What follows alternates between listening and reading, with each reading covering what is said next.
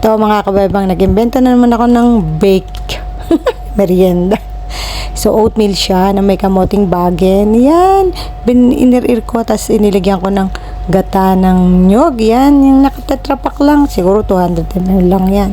Tapos binblend ko. Kasi wala naman ako yung blender na maayos. Kaya blender, tiis-tiis na lang.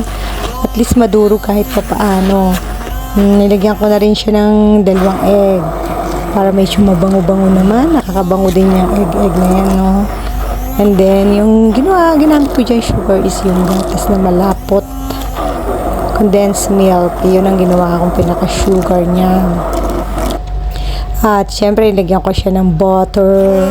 Hindi ko na nila napakita. Nilagyan ko siya ng konting asin. At saka, yan, gatas na malapot nga. At, bigyan ko rin siya ng cinnamon powder at vanilla extract. Yan do, diba? Bango-bango. Kaya ang bango-bango niya. So, yan na. Tingnan nyo naman. Tinos ko pa yan. Kasi gusto ko tostado. Tapos, inupakan ko na yung ibabaw. Inalis ko. Akala ng alaga ko sunog.